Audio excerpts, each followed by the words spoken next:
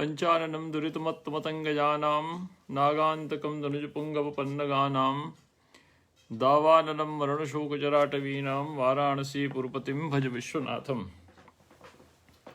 मित्रों, ध्वन्यालोकलोचन प्रथमोद्योत का पाठ चल रहा है। इसमें हम 13वीं कारिका पर विचार कर रहे हैं, जिसमें आचार्य ने ध्वनि सामान्य का लक्षण प्रस्तुत किया है और उसी के अंतर्गत अलंकारों में ध्वनि के प्रत्याख्यान के पक्ष को भी विस्तार के साथ प्रस्तुत किया है। अब तक हम अनेक अलंकारों में ध्वनि के प्रत्याख्यान संबंधी आचार्य अभिनवगुप्त और आचार्य आनंदवर्धन के तर्कों का अध्ययन कर चुके हैं। विगत कक्षा में हमने पर्यायोक्त अलंकार में ध्वनि का अंतर्भाव नहीं हो सकता है, इस पर विस्तार के साथ विचार किया था। आज उसके आगे विचार का अवसर उपस्थित है। इसके आगे आचार्य विचार करते हुए शंकर अलंकार को लेते हैं, लेकिन शंकर अलंकार के पूर्व उन्होंने अपनुति और दीपक अलंकार को भी पुनः यहाँ पर अपनाया है, क्योंकि वह क्रम प्राप्त था। और शंकर अलंकार के अनंतर वे अप्रस्तुत प्रशंसा अलंकार को लेंगे तथा उसमें ध्वनि के अंतर्भाव का खंडन करेंगे। तो देखिए, पर्यायोक्त अलंकार के अनंतर आचार्य ने पुनः अपनुति और दीपक अलंकार को लिया और पर्यायोक्त अलंकार में दो बड़े महत्वपूर्ण तर्क आचार्य ने प्रस्तुत किए कि यदि पर्यायोक्त अलंकार में व्यंग्य व्यंजक भाव ही रहता है और वाच्य का भी यदि व्यंग्य मुखेन प्रतिपादन किया जाता है तो पर्यायोक्त अलंकार में ध्वनि का अंतर्भाव नहीं होगा, अपितु ध्वनि में पर्यायोक्त अलंकार का अंतर्भाव हो जाएगा। और दो महत्वपूर्ण कारण वहाँ प्रस्तुत किए थे। एक तो कारण था महाविषयत्वात् और दूसरा कारण वहाँ पर आचार्य ने प्रस्तुत किया कि अंगित्वेन प्रतिपादयिष्यमाणत्वाच्च। तो ध्वनि महाविषय है और ध्वनि अंगी है, तो अंगी और महाविषय होने के कारण ध्वनि में पर्यायोक्त अलंकार का अंतर्भाव होगा। पर्यायोक्त अलंकार में ध्वनि का अंतर्भाव नहीं किया जाएगा। ये दो पक्ष आचार्य ने प्रस्तुत किए और आचार्य भामा के द्वारा जो पर्यायोक्त का पक्ष प्रस्तुत किया गया था उसका विस्तार के साथ खंडन किया। इसके बाद पुनः जो वृत्ति आती है उसमें पुनः उपस्थित होते हैं अपनुति और दीपक अलंकार। देखिए, इसके पूर्व समासोक्ति और आक्षेप अलंकार के प्रसंग में आचार्य ने अपनुति और दीपक अलंकार का प्रसंग प्रस्तुत किया था और वहां बतलाया था कि अपनुति और दीपक अलंकार में ध्वनि का अंतर्भाव क्यों नहीं किया जा सकता, क्योंकि वहां पर वाच्य प्रधान होता है। तो व्यंग्य क्या होता है, यह प्रश्न खड़ा हुआ। तो व्यंग्य होता है वहां पर, व्यंग्य होती है वहां पर उपमा। तो साधर्म मूलक सादृश्य वहां पर अभिव्यंजित होता है, व्यंजनिया उपस्थित होता है। तो उपमा के व्यंग्य होने के कारण पूर्व पक्षियों ने कहा कि दीपक और अपनुति अलंकार में आप ध्वनि का अंतर्भाव कर लें। तो आचार्य आनंदवर्धन और आचार्य अभिनव ने कहा कि ठीक है, वहां पर उपमा अभिव्यंजित होती जरूर है, लेकिन उपमा प्रधान रूप से चमत्कारकारी नहीं होती, क्योंकि यदि उपमा प्रधान रूप से चमत्कारकारी होती तो इन अलंकारों का नाम दीपक और अपनुति न पड़ता। तो दीपक और अपनुति पढ़ने के पीछे हेतु है दीपक गत या दीपनक क्रिया का चमत्कारकारी होना और दीपन व्यापार का चमत्कारकारी होना, और अपनुति इस संज्ञा के पीछे हेतु है निषेध मूलक आरोप का चमत्कारकारी होना। तो अपनुति अलंकार में प्रकृतम या निषिध्यान्यत साध्य से सात अपनुति, प्रकृत का निषेध करके जहाँ अन्य अर्थात प्रकृत अर्थात उपमेय का निषेध करके जहाँ पर उपमान का आरोप किया जाता है वहाँ पर अपनुति अलंकार होता है। तो अपनुति अलंकार में निषेध मूलक आरोप के प्रधान रूप से चमत्कारकारी होने के कारण उस अलंकार में उपमा की यद्यपि व्यंग्य मुखेन प्रतीति होती है, तथापि उस अलंकार का नाम उपमा न पढ़कर अपनुति पड़ा। तो प्राधान्य व्यपदेशाः भवन्ति। इस सिद्धांत के आधार पर आचार्य ने वहां पर अपन्नुति और दीपक को लिया था। इसी प्रकार दीपकालंकार में एक क्रिया का अनेक कारकों के साथ और अनेक कारकों का अनेक क्रियाओं का एक कारक के साथ संबंध दिखलाया जाता है, जहां वहां दीपक अलंकार होता है। यह आचार्य ने वहां पर स्थित किया था। दीपक और तुल्य योगिता का अंतर हमने आपको बतलाया था कि दीप का अलंकार में प्रकृत और अप्रकृत उभय विध पदार्थों का, उभय विध क्रियाओं का एक कारक के साथ और प्रकृत और अप्रकृत उभय विध अनेक कारकों का एक क्रिया के साथ संबंध होता है। तो प्रकृत और अप्रकृत उभय विध होने के कारण तुल्य योगिता से भिन्न है। तुल्य योगिता में या तो केवल प्रकृत होते हैं या तो केवल अप्रकृत होते हैं, वे पदार्थ जिनका एक क्रिया या एक कारक के साथ अन्वय होता है। लेकिन पुनः आचार्य ने अपन्नुति दीपकयोः पुनर्वाच्यस्य प्राधान्यम व्यंग्यस्य चानुयायित्वं प्रसिद्धमेव। पर्यायोक्त के अनंतर वृत्ति में पुनः अपन्नुति और दीपक को यहाँ पर आचार्य ने प्रस्तुत किया। तो इसके पीछे हेतु क्या है? तो हेतु यहाँ पर है उद्देश्य क्रमेण एतेषाम उल्लेख, एतयोर उल्लेख।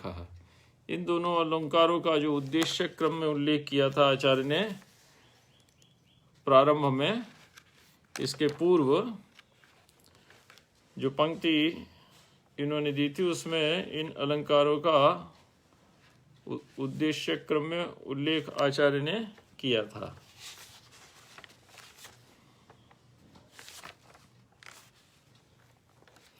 अतएव और पर्यायोक्त के बाद अपन्नुति और दीपक का उल्लेख होता है, इसलिए पर्यायोक्त का प्रसंग जहां समाप्त हुआ उसके तुरंत बाद आचार्य ने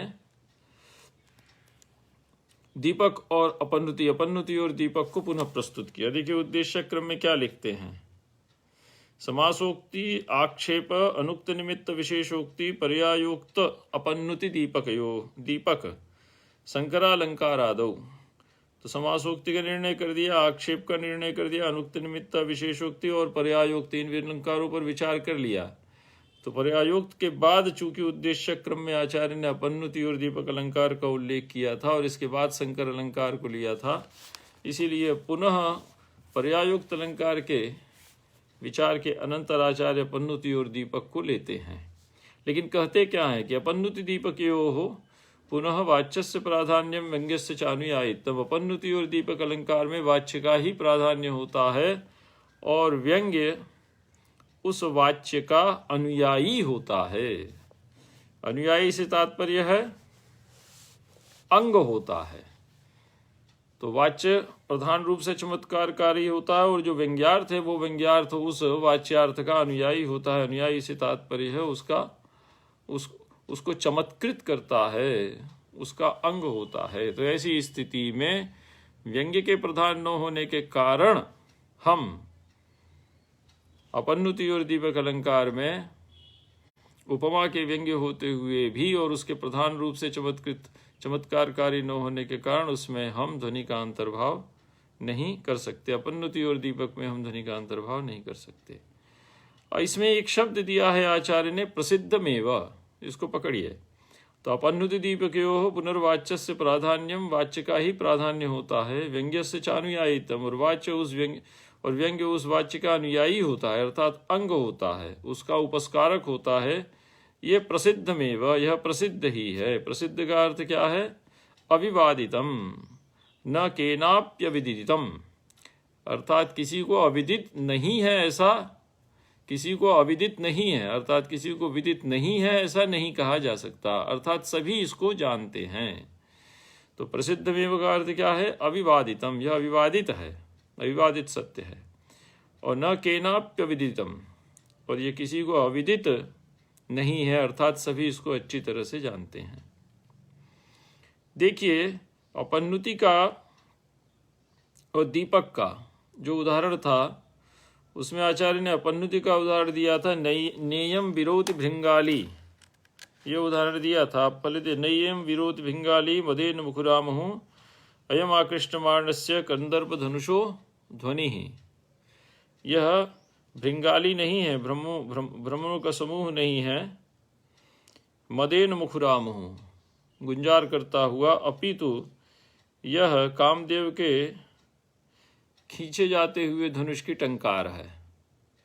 तो यहाँ पर भ्रमर समूह की गुंजार पर कामदेव के धनुष का निषेध करके, नियम से निषेध करके उस पर कामदेव के धनुष की प्रत्यंचा की टंकार का आरोप किया जा रहा है, इसलिए यहाँ पर अपन्नुति अलंकार हो गया। और इसी प्रकार पहले आचार्य ने मणिशाणोल्लीढ़ यह उदाहरण दिया था। मणिशाणोल्लीढ़ समर विजयी हेति दलित कला शेषश्चंद सुरत मृता बाललना वदक्षीणो नाग शरद सरिदश्यान पुरुषा सरिदाश्यान पुलिना तनिम्ना शोभन्ते गलित विभवाश्चार्थिषु जनाः। तो यहाँ शोभन्ते क्रिया सबके साथ अन्वित हो रही है। मणिशालोल्लीढ़ मणि शोभते समर विजयी हेति दलितः समर विजयी शोभते कलाशेषश्चंद्रः शोभते सुरत मृदिता बालललना शोभते मदक्षिणो नागः शोभते सरित शरदि आश्यान पुलिना शोभते और गलित विभवाश्चार्थिषु जनाः तनिम्ना शोभन्ते। तो यहाँ पर प्रकृत क्या है आपका? गलित विभवाश्चार्थिषु जनाः तनिम्ना शोभन्ते। ठीक है, तो एक ही शोभन क्रिया सबके साथ अन्वित हो रही है, इसलिए वहां पर आपका दीपक अलंकार है। एकस्तस्यैव समस्त वाक्य दीपनाथ। तो फिर आचार्य अभिनवगुप्त इसमें कहते हैं कि अपन्नुति दीपकयोरिति एतत् पूर्वमेव निर्णीतम। अपन्नुति और दीपक का निर्णय हम पहले ही कर चुके हैं समासोक्ति और आक्षेप अलंकार के अनंतर। अतएवाह प्रसिद्धमिति, इसीलिए हम यहाँ पर प्रसिद्ध इस क्रिया का प्रयोग कर रहे हैं। प्रतीतम प्रसादितम प्रामाणिकम चेत्यर्थः, और यह सबको प्रतीत है, ज्ञात है, प्रसादित, इसको हम सिद्ध कर चुके हैं और यह प्रामाणिक भी है। अर्थात वहाँ वाच्य को प्रधान रूप से चमत्कारकारी मानना और व्यंग्य को उसका अनुयायी मानना, यह प्रमाण सिद्ध भी है। पूर्वं चैतद उपमादि व्यपदेश भाजनमेव तद्यथा न भवति त्यमुया छायया दृष्टान्ततयोक्त मप्युद्देशक्रमपूर्णाय ग्रंथशय्यां योजयितुं पुनरप्युक्तं व्यंग्यप्राधान्याभावान् न ध्वनिरिति छायांतरेण वस्तु पुनरेकमेव उपमाया एव व्यंग्यत्वेन ध्वनित्वा शंकनात्। देखिए, पूर्वं चैतद उपमादि व्यपदेश भाजनमेव तद्यथा न भवति त्यमुया छायया, पहले ही हम आपको बता चुके हैं कि दृष्टांत अपन्नुति और दीपक इन दोनों अलंकारों में उपमा अलंकार अभिव्यंजित होता जरूर है, लेकिन वह प्रधान रूप से चमत्कारकारी नहीं होता। यदि वह प्रधान रूप से चमत्कारकारी होता तो इन दोनों स्थलों पर हम अपन्नुति और दीपक यह अलंकार, इन दो अलंकारों को न मानकर उपमा ही एक अलंकार स्वीकार करते। ये हम पहले ही कह चुके हैं। अतएव चैतद उपमादि व्यपदेश भाजनमेव, पूर्वम चैतद उपमादि व्यपदेश भाजनमेव तद्यथा न भवति। तो अपन्नुति और दीपक को उपमा अलंकार, उपमा इस संज्ञा से या उपमा अलंकार नहीं कहा जाता। अमुया छायया दृष्टांततया उक्तमपि, और वहाँ पर हमने उदाहरण के माध्यम से ये सब समझा चुके हैं। उक्तमपि उद्देश्य क्रम पूर्णाय, जो उद्देश्य क्रम था, अर्थात पर्यायोक्त के बाद हमने उद्देश्य में जो अपन्नुति और दीपक का उल्लेख किया था, तो उसकी पूर्ति के लिए हम यहाँ पर ग्रंथशय्याम योजयितुम पुनरप्युक्तम, ग्रंथशय्या अर्थात ग्रंथ के क्रम को युक्त सिद्ध करने के लिए, तार्किक सिद्ध करने के लिए, तर्कपूर्ण सिद्ध करने के लिए हम यहाँ पर फिर से कहते हैं व्यंग्य प्राधान्याभावान न ध्वनिरिति। अपन्नुति और दीपक अलंकार में व्यंग्य रूप से या अभिव्यंजित होती हुई उपमा के प्रधान रूप से चमत्कारकारी न होने के कारण इसमें ध्वनि का अंतर्भाव नहीं किया जा सकता। तो व्यंग्य प्राधान्याभावान न ध्वनिरिति छायांतरेण अर्थात प्रकारांतरेण या अप्राधान्येन वस्तु पुनरेकमेव उपमाया एव व्यंग्यत्वेन ध्वनित्वा शंकनात्। यदि आप वहाँ पर उपमा के व्यंग्य रूप से प्रतीत होने के कारण अपन्नुति और दीपक में ध्वनि की शंका करते हैं, तो उसका हम निराकरण पहले तर्क के माध्यम से कर चुके हैं। वो तर्क क्या है? प्राधान्येन व्यपदेशाः भवन्ति। तो व्यंग्य प्राधान्याभावान् न ध्वनिरिति छायांतरेण वस्तु पुनरेकमेव उपमाया एव व्यंग्यत्वेन ध्वनित्वा शंकनात्। तो प्रकारांतरेण जो बात हम पहले कह चुके हैं वही बात यहाँ पर भी पुनः संकेतित कर रहे हैं। अब इसके आचार्य ने पुनः भामह विवरण को लिया और वहाँ पर जो दीपक और अपनुति के विषय में कुछ विचार किया था उसका खंडन किया है।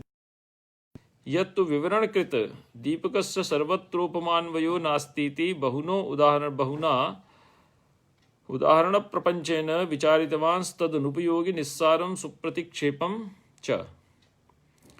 तो जो भामह विवरणकार ने भामह विवरण में दीपक सर्वत्रोपमान्वयो नास्तीति, दीपकालंकार में सर्वत्र उपमा का अन्वय नहीं होता, ऐसा विचार करके अनेक उदाहरणों के माध्यम से जो विचार प्रस्तुत किया है, बहुनोदाहरण प्रपंचेन विचारितवांस तदनुपयोगी का कोई महत्व नहीं है। निस्सारम सुप्रतिक्षेपम च, क्यों? तो उदाहरण दिया उन्होंने, मदो जनयति प्रीतिम सानंगम मानभंजनम सप्रिया संगमोत्कंठाम सा सह्याम मनसशुचम। ये भामहालंकार में मिलता है, द्वितीय परिच्छेद का 27वां श्लोक है।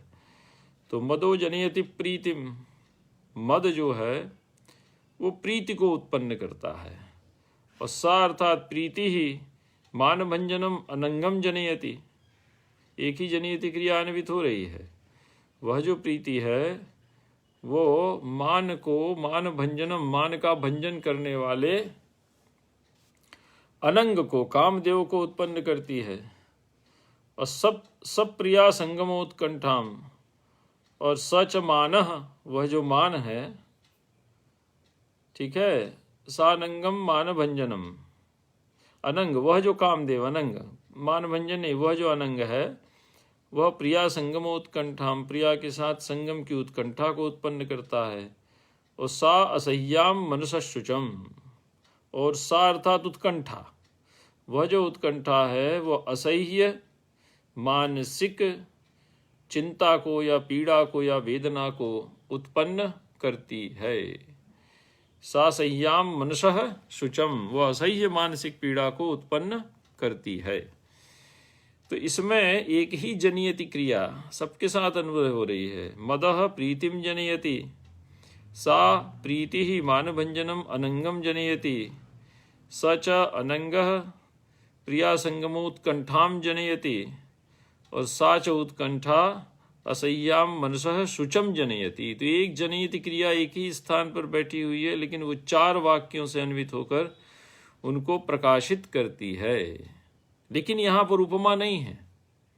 आप देखिए, यहाँ पर किसी भी प्रकार से कोई सादृश्य की प्रतीति नहीं हो रही है।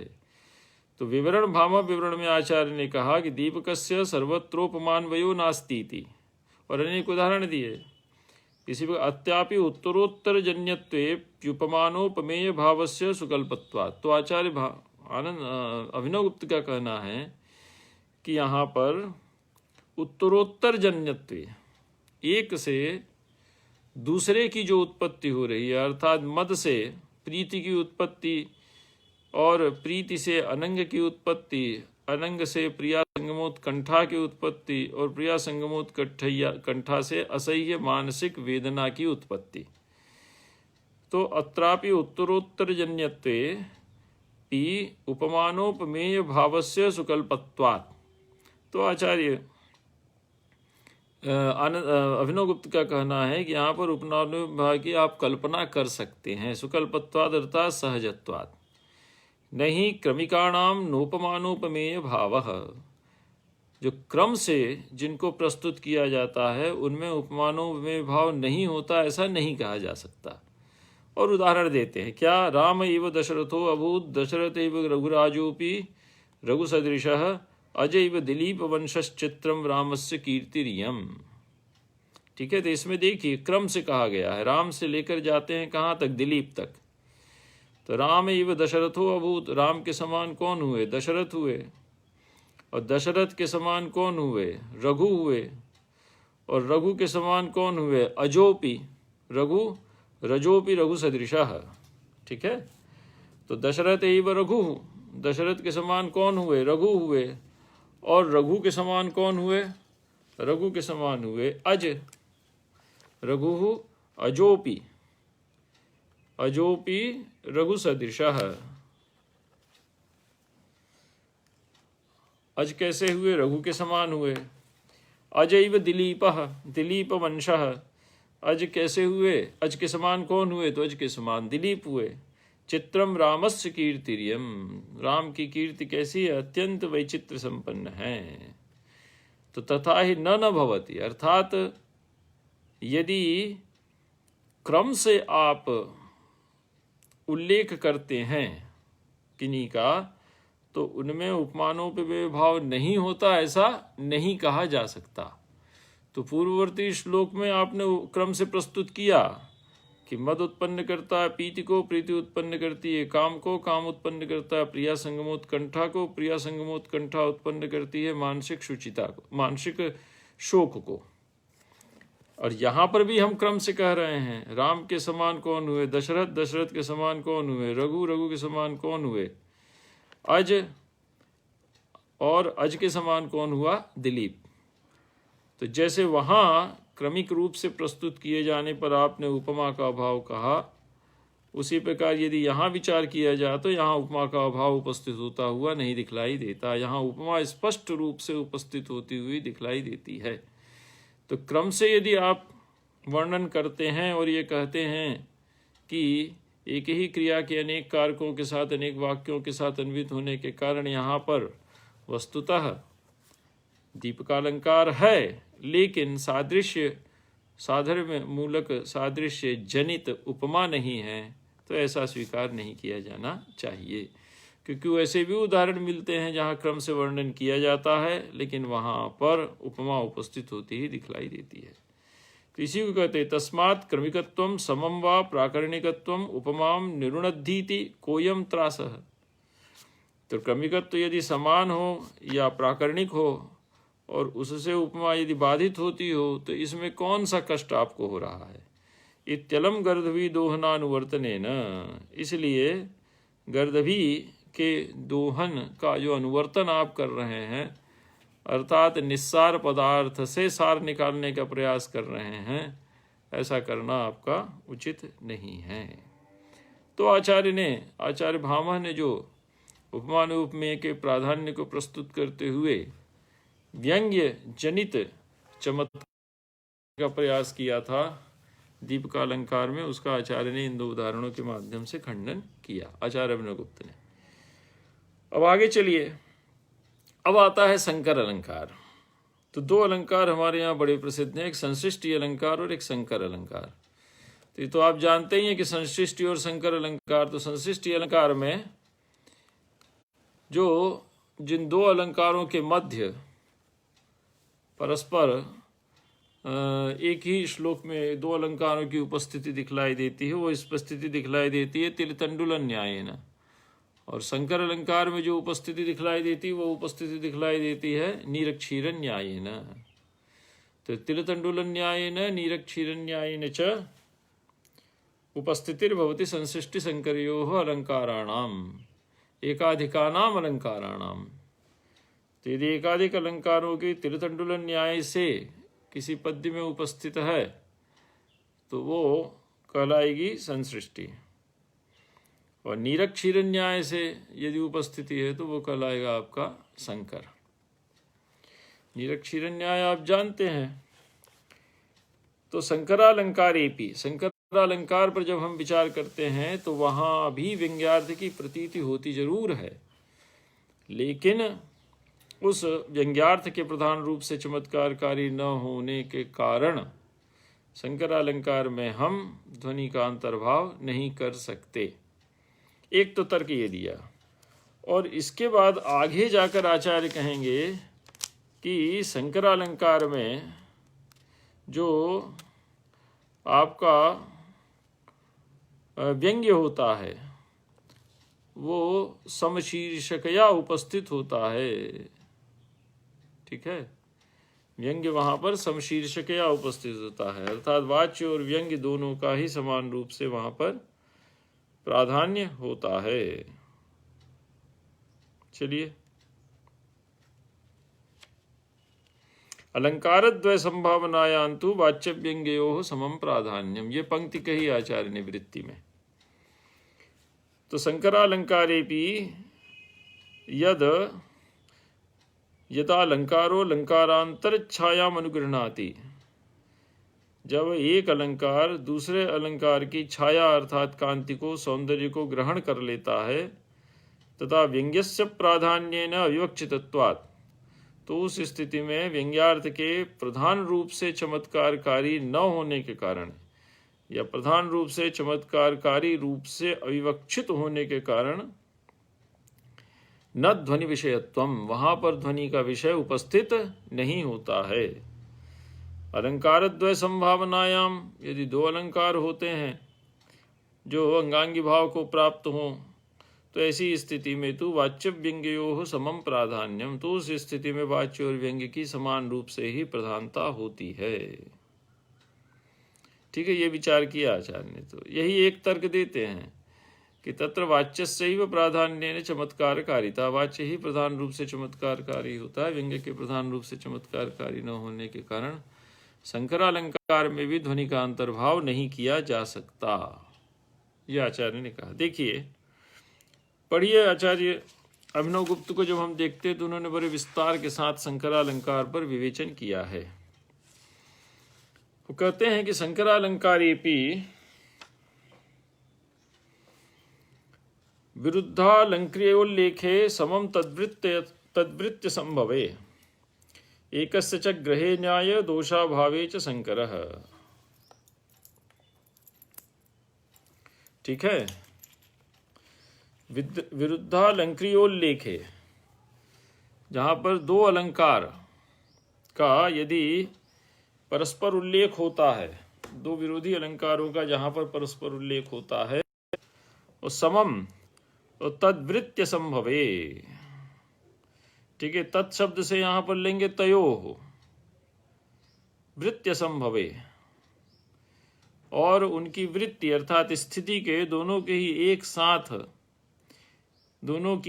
एक साथ स्थिति के संभव न होने पर एकस्य च ग्रहे न्याय दोषाभावे च शंकरः, एकस्य ग्रहे न्यायः और दोषाभावे च शंकरः। ठीक है, तो एकस्य अर्थात किसी एक को ग्रहण करने के साधक या बाधक प्रमाण के न होने पर शंकरालंकार होता है। तो दो अलंकार एक साथ उपस्थित हों और उन दोनों अलंकारों की एक साथ स्थिति यहाँ पर संभव यदि न होती हो, और किसी एक अलंकार के ग्रहण करने और किसी एक अलंकार के बाधित होने में या किसी एक अलंकार के निषेध में यदि कोई आपको तर्क वहाँ पर प्रमाण उपस्थित होता हुआ नहीं दिखलाई देता है, तो वहाँ पर शंकरालंकार होता है, यह आचार्य ने यहाँ पर कहा। इति लक्षणादेक प्रकारः, यह एक प्रकार का इन्होंने प्रस्तुत किया। देखिए, शंकरालंकार जो होता है वो आपका तीन प्रकार का होता है। ठीक है, शंकरालंकार का लक्षण बड़ा स्पष्ट प्रस्तुत किया है एकावलीकार ने, विद्यानाथ ने। वो कहते हैं कि नीरक क्षीरन्यायाद यत्र संबंध स्यात् परस्परम, जिस श्लोक में दो अलंकारों के मध्य नीरक क्षीरन्याय से यदि संबंध होता है या दो अलंकार नीरक क्षीरन्याय से परस्पर संबद्ध होते हुए उपस्थित होते हैं, और अलंकृति नामेताशाम शंकर सह उदाहरितः, तो ऐसे अलंकारों को शंकर अलंकार कहा जाता है। आचार्य विश्वनाथ ने भी शंकरालंकार के तीन भेद माने, आचार्य मम्मट ने भी माने तीन भेद। अंगांगी त्वे अलंकृतीनाम तद्वद एकाश्रय स्थितौ संदिग्धत्वे च भवति शंकरस्त्रिविधः पुनः, शंकरः पुनः त्रिविधः भवति, शंकरालंकारः पुनः त्रिविधः भवति। कैसे? तो अंगांगित्वे अलंकृतीनाम, अलंकारों के अंगांगी भाव रूप से उपस्थित होने पर, अर्थात एक अलंकार प्रधान होता है और दूसरा अलंकार उसका उपस्कारक होकर यदि उपस्थित होता है तो अंगांगी भाव संकर उसको कहते हैं।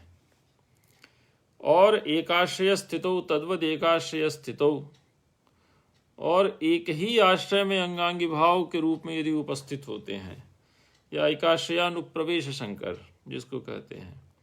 और तीसरा है संदिग्धत्वे, और इसको कहते हैं संदेह संकर, जहाँ संदेह बना रहे। च भवति संकरस्त्रिविधः पुनः, दो अलंकारों के मध्य संदेह बना रहे तो इस प्रकार से संकरालंकार तीन प्रकार का होता है। तो अंगांगी भाव संकर, एकाश्रयानुप्रवेश संकर और संदेह संकर। इसमें एकाश्रयानुप्रवेश संकर को आचार्य ने पुनः दो प्रकार का माना, एक वाक्यानुवर्तन और एक वाक्यांश समावेशत्वेन। तो एक वाक्यानुवर्तनेन जायमानः संकरः एकाश्रयानुप्रवेशः और द्वितीयश्च एक वाक्यांश समावेशेन जायमानः एक वाक्यानुप्रवेश संकरः। ये दो माना, तो वाक्य के अनुवर्तन से उपस्थित होने वाला और वाक्यांश के अनुवर्तन से उपस्थित होने वाला संकर। तो चार प्रकार का संकर आपका हो गया, एकाश्रयानुप्रवेश संकर दो प्रकार का। तो पहले का उदाहरण यहाँ पर आचार्य देते हैं, वो है आपका संदेह संकर। तो ये जो लक्षण अभी हमने पढ़ा था, ये लक्षण यहाँ पर संदेह संकर का लक्षण था। तो विरुद्धालंकृयोल्लेखे समम तद्वृत्त संभवे एकस्य च ग्रहे न्याय दोषाभावे च शंकरः। दो अलंकार एक ही पद्य में समान रूप से उपस्थित हों और किसी एक के ग्रहण और किसी एक के परित्याग, साधक या बाधक प्रमाण के अभाव में, उनके साधक या बाधक प्रमाण के अभाव में वहां पर संदेह संकर माना जाता है। अर्थात दो अलंकार उपस्थित हैं, उनका साधक, एक का साधक और एक का बाधक, यदि प्रमाण वहां पर उपस्थित न हो और संदेह बना रहे तो वहां पर संदेह संकर नाम का अलंकार होता है। न्याय दोषाभावे च शंकरः। ठीक है, लेकिन ये अलंकार कैसे होंगे? विरुद्ध होंगे। तो विरुद्धालंकृयोल्लेखे और तद्वृत्त्य संभवे, वृत्ति ही उपस्थिति ही असंभवे सति, तो समम एक साथ तयोः वृत्ति ही तयोः उपस्थिति ही यदि असंभवे सति, तयोः वृत्त्य संभवे, उनकी उपस्थिति यदि संभव नहीं होती है और उनके साधक या बाधक प्रमाण का अभाव होता है तो वहां पर संदेह संकर नाम का अलंकार होता है। उदाहरण दे रहे हैं, शशि वदना सित सरसिज नयना सित कुंद दशन पंक्तिरियम गगन जल स्थल संभव हृदयाकारा कृता वृधिना। अब देखिए, इसमें शशि वदना सित सरसिज नयना,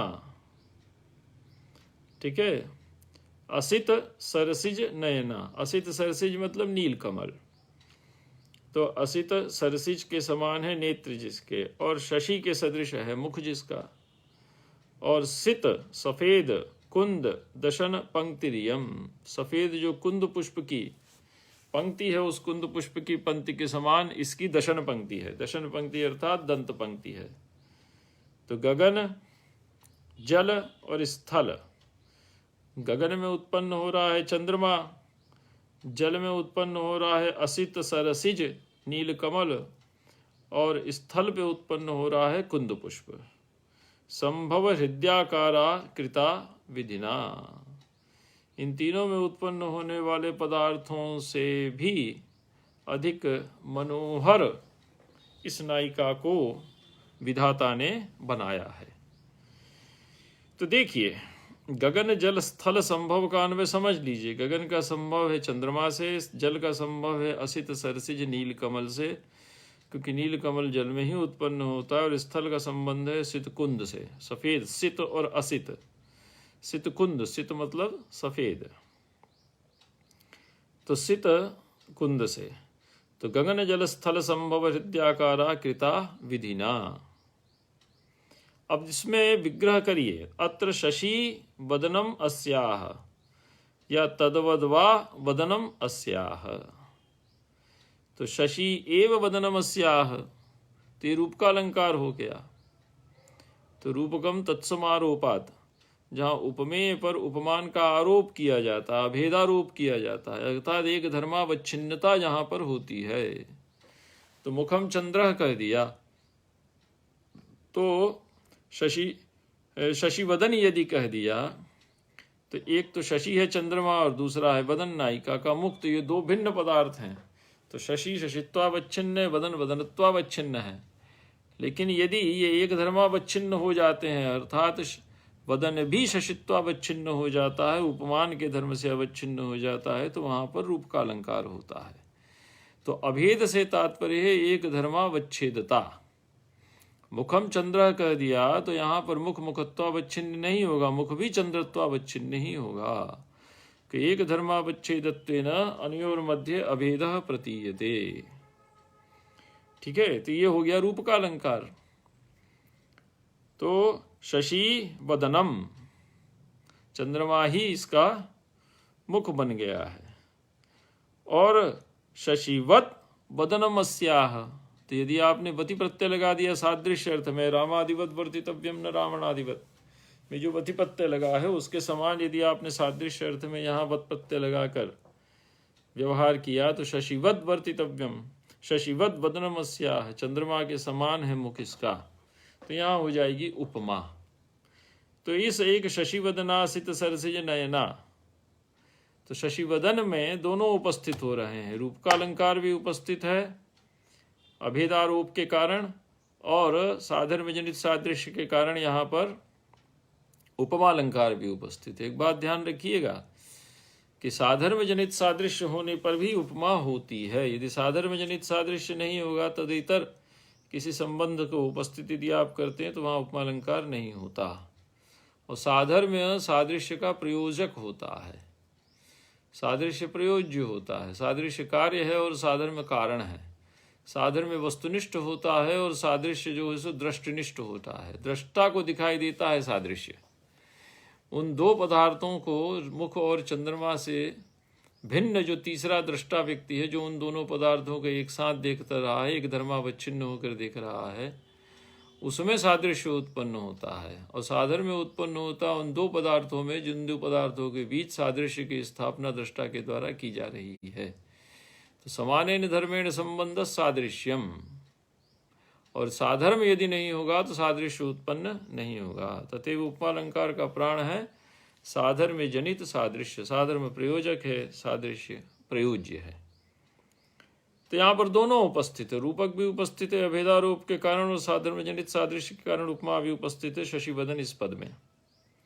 लेकिन इति रूपकोपमोल्लेखात्, आचार्य अभिनव कह रहे हैं कि इस अंश में रूपक और उपमा इन दोनों का ही उल्लेख किया। युगपद द्वया संभवात, और दोनों एक साथ संभव नहीं हो सकते। अभेद भिन्न है और सादृश्य भिन्न है, साधर्म जनित सादृश्य भिन्न है, और अभेदारोप भिन्न है, अभेदारोप जनित तादात्म्य भिन्न है।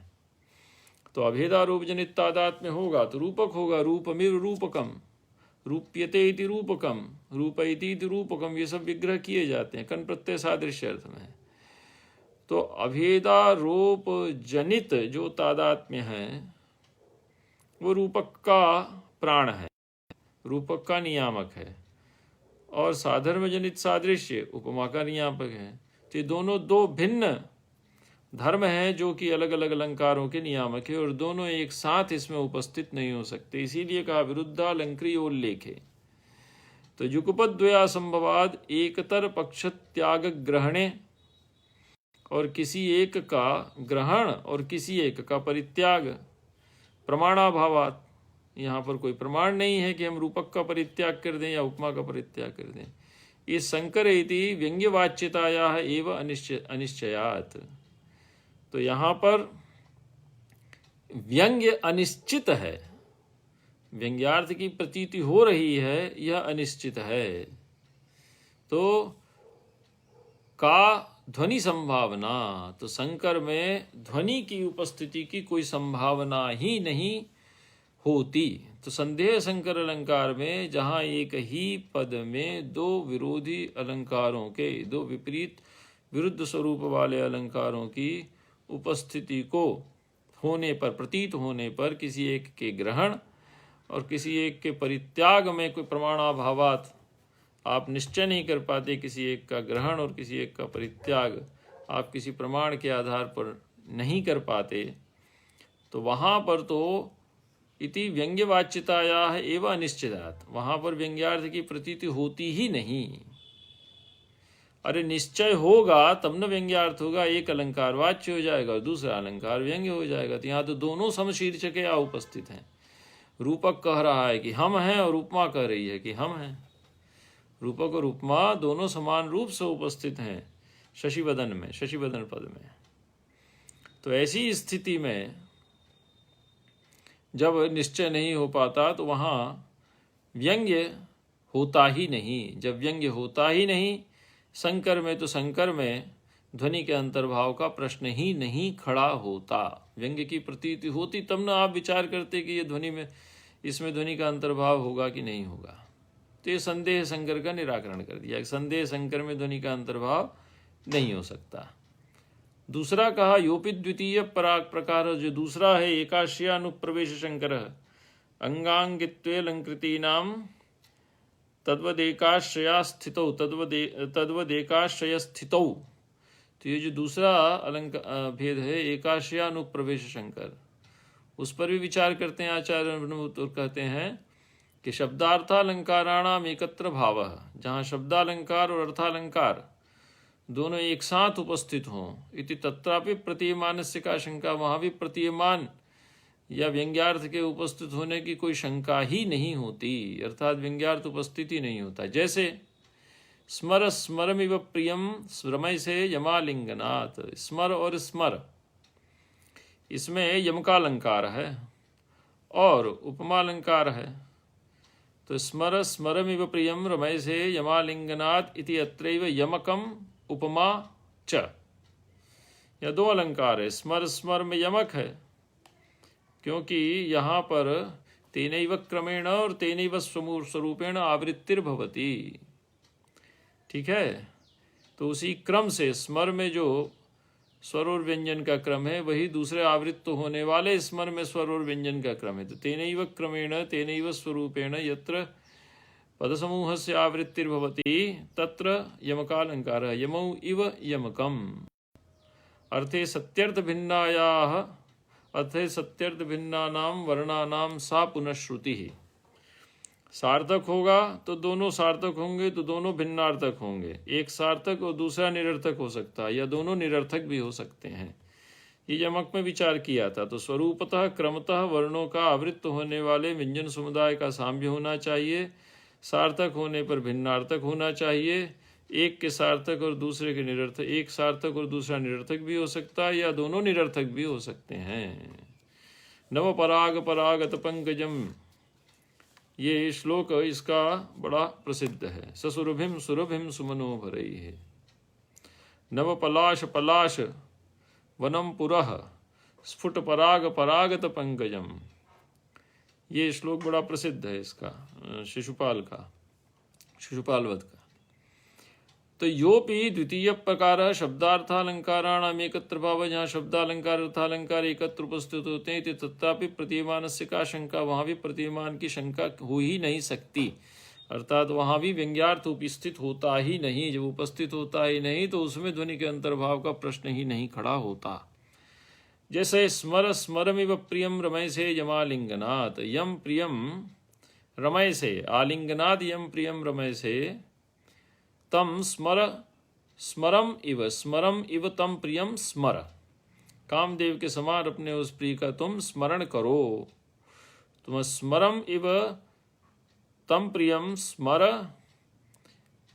यम, ठीक है, आलिंगनाद रमय से, जिसका आलिंगन करके तुम क्या करती हो, आनंद का अनुभव करती हो। तो यहाँ स्मर स्मर पद में यमक अलंकार है और दूसरा स्मरमिव स्मर,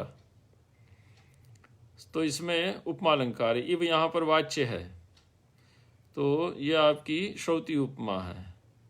तो इति अत्रैव यमकम उपमा यमकम उपमा च, लेकिन यहाँ पर कोई व्यंग्यार्थ प्रतीत होता नहीं दिखलाई देता, क्योंकि दोनों अलंकार स्पष्ट शब्दतः कथित हैं। स्मर स्मर भी वाच्य है, यहाँ पर उपस्थित स्पष्ट प्रतीत हो रहा है यम का अलंकार, और उपमा भी यहाँ पर वाच्य है इव के प्रयोग हो जाने के कारण। तो दोनों ही अलंकार वाच्य, एक अलंकार व्यंग्य या एक अलंकार वाच्य, ऐसा आप यहाँ पर नहीं कर सकते। जब आप ऐसा नहीं कर सकते तो प्रतीयमान की उपस्थिति ही नहीं है, और जब प्रतीयमान की उपस्थिति नहीं है तो इस एकाश्रयानुप्रवेश शंकर में भी आप ध्वनि का अंतर्भाव नहीं कर सकते। तीसरा भेद देखिए अंगांगी भाव संकर।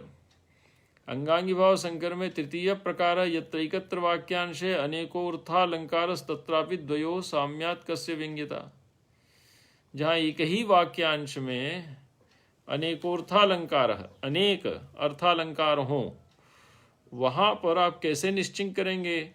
तत्रापि द्वयो साम्यात्, दोनों के समान रूप से उपस्थित होने के कारण कस्य व्यंग्यता, किस करेंगे, आप निश्चय कैसे करेंगे? तो इसके लिए उदाहरण दिया, तुल्योदयावसानत्वात् गतेस्तम प्रतिभास्वती वासाय वासर क्लांतो विशतीव तमो गुहाम। ठीक है, यहाँ पर उत्प्रेक्षा अलंकार है।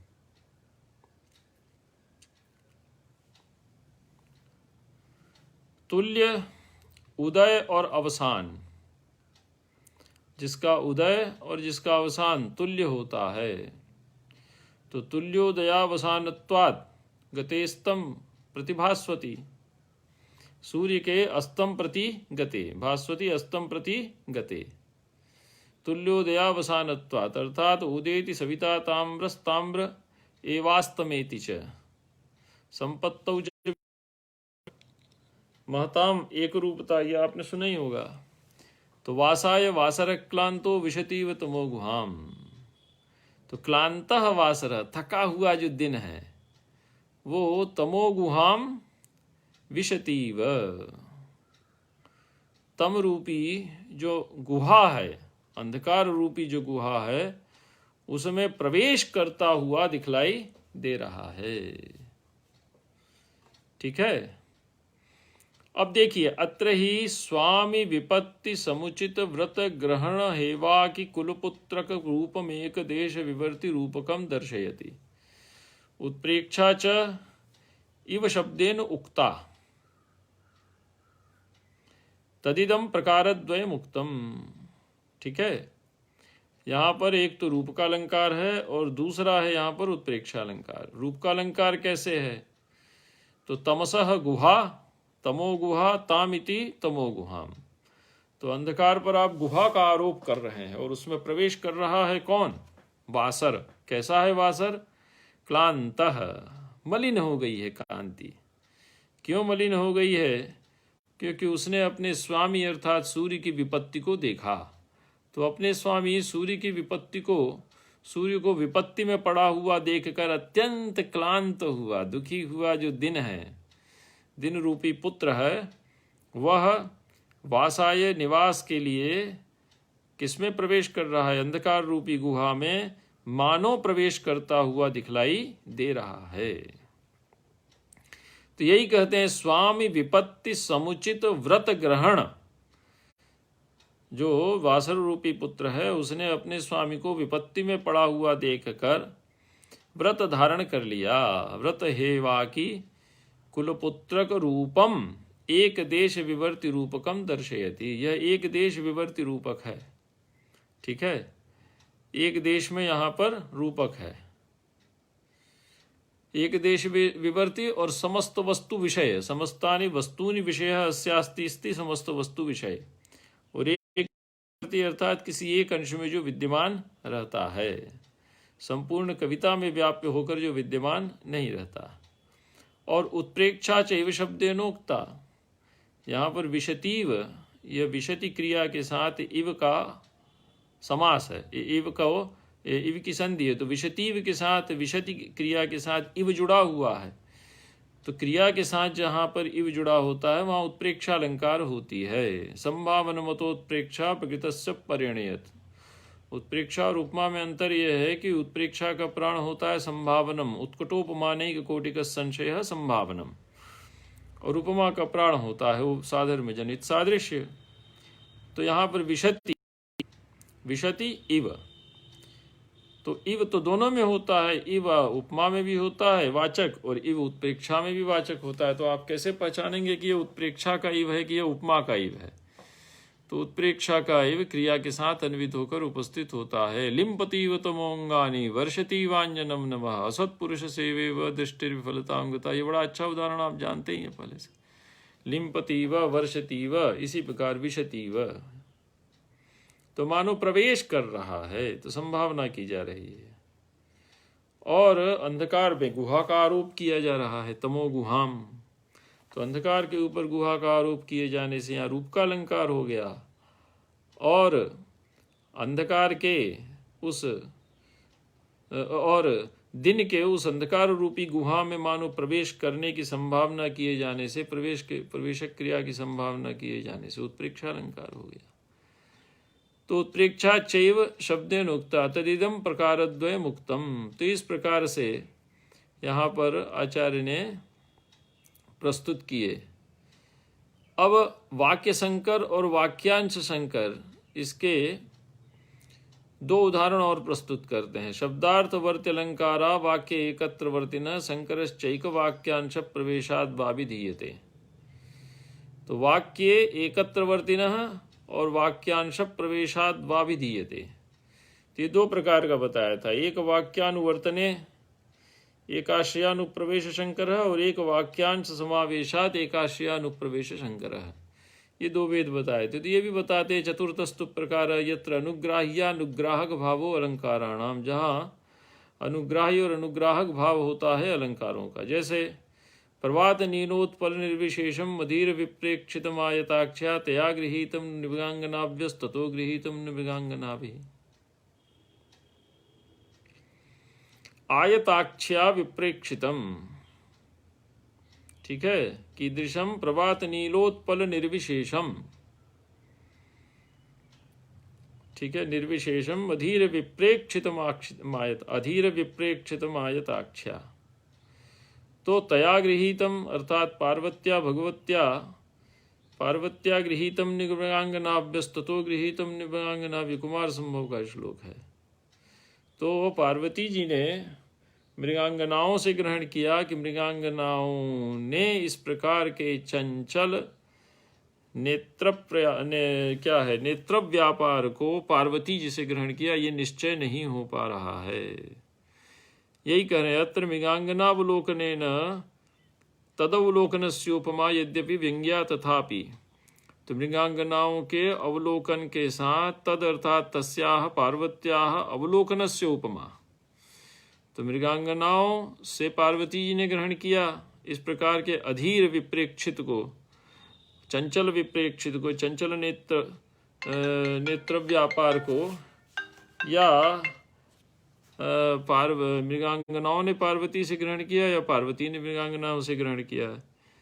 तो तदवलोकनस्य उपमा यद्यपि व्यंग्या, यहाँ पर उपमा यद्यपि व्यंग्य है, तथापि वाच्यस्य सा उपमा संदेहालंकारस्य अभ्युत्थान कारणीत्वेन अनुग्राहकत्वात् गुणीभूता। वह जो उपमा है वो शंकरालंकार की अनुग्राहक हो रही है, इसलिए अप्रधान हो गई। तो व्यंग्य होते हुए भी वो अप्रधान हो गई, गुणीभूता। गुणीभूता मतलब अप्रधानीभूता। तस्याह प्राधान्य चमत्कारकारिता नास्ति, उपमायाः प्राधान्य प्रतीता भी उपमा, प्रतीत होती हुई भी उपमा यहाँ पर प्रधान रूप से चमत्कारकारी नहीं, वो शंकर का ही उपस्कार कर रही है, शंकर का ही अनुग्रह कर रही है, शंकर की ही अनुग्राहक है। अनुग्राह्यत्वेन ही संदेहे उपमायाः पर्यवसानात्, और अनुग्राह्य होने के कारण, शंकर से अनुग्रहित होने के कारण उसका भी शंकर में ही पर्यवसान हो जाता है। अतएव यहाँ भी व्यंग्य रूप से प्रतीत होती हुई उपमा प्रधान रूप से चमत्कारकारी न होने के कारण इस उदाहरण में भी आप ध्वनि की उपस्थिति नहीं मान सकते। यथोक्तम परस्परोपकारेण यत्रालंकृते स्थिता स्वातंत्रेण आत्मलाभम नो लभन्ते सोपि शंकरः। ये भी एक शंकर का लक्षण यहाँ पर प्रस्तुत किया है। इतना विचार यहाँ पर शंकर का है। इसके बाद आचार्य के देवम चतुर्थे विप्रकारे ध्वनिता निराकिता। मध्यमयोस्तु व्यंग्य संभावनैव नास्ति इत्युक्तम् आद्ये तु प्रकारे शशिवदने इत्युदाहृते कथंचिदस्ति संभावनेत्याशंक निराकरोति अलंकारद्वयेति। तो कहते हैं कि अलंकारद्वय संभावनायां तो वाच्य व्यंग्योः समप्राधान्यम। यदि दो अलंकार समशीर्षकया उपस्थित होते हैं, एक को वाच्य और एक को व्यंग्य भी आप मान लेते हैं, तो दोनों ही समान रूप से प्रधान होंगे, कोई एक समान प्रधान नहीं होगा। जब दोनों समान रूप से प्रधान होंगे तो तादृश गुणीभूत व्यंग्यम व्यंग्येतु मध्यमम, अर्थात वाच्याद अनितिशायिनी या वाच्यात समशीर्षकया चमत्कारकारिणी सती। तो वाच्य के साथ समशीर्षकया यदि चमत्कारकारी होता है व्यंग्य, तो वहां पर भी वह गुणीभूत व्यंग्य ही कहलाएगा। जब तक वह वाच्य से अधिक चमत्कारकारी नहीं होगा, वो ध्वनि का विषय नहीं बनेगा। सममितिम द्वयोरप्यादोल्यमानत्वादिति भावः। दोनों ही आंदोल्यमान है। आंदोल्यमान मतलब संदेह्यमान है, अर्थात कस्य प्राधान्यम कस्य च अप्राधान्यम, एकस्य प्राधान्यम अपरस्य अप्राधान्यम। एक का प्राधान्य और एक का अप्राधान्य जहां पर निर्णय नहीं हो पा रहा है। आंदोल्यमानत्वाद अर्थात संदेह्यमानत्वाद, आगे पीछे हो रहे हैं, इसलिए वहां पर भी कोई निर्णय नहीं होता। इसके बाद और आचार्य ने थोड़ा यहाँ पर संकरालंकार के विषय में विचार किया है, जिसको हम अगली कक्षा में देखेंगे। कल कक्षा इसी समय एक व्याख्यान आयोजित किया गया है, अतः कल कक्षा नहीं हो पाएगी। कल हम कक्षा को स्थगित रखते हैं, क्योंकि दो कार्यक्रम एक साथ नहीं हो सकते। तो कल के उपरांत परसों फिर हम कक्षा उपस्थित होगी, तब हम संकरालंकार का जो पर्यवसान इसमें है उस पर विचार करेंगे और अप्रस्तुत प्रशंसा अलंकार को लेंगे। तो अप्रस्तुत प्रशंसा अलंकार में आचार्य ने बड़ा गंभीर विचार किया है, उसको देख लेने से अलंकार भी स्पष्ट होते चले जा रहे हैं। तो इस प्रकरण को आचार्य अभिनवगुप्त की दृष्टि से पढ़ने में दो लाभ हैं। एक तो अलंकार भी स्पष्ट हो रहे हैं, और दूसरा अलंकारों में व्यंग्य प्राधान्य का जो पक्ष है उसका भी तार्किक दृष्टि से निराकरण होता चला जा रहा है।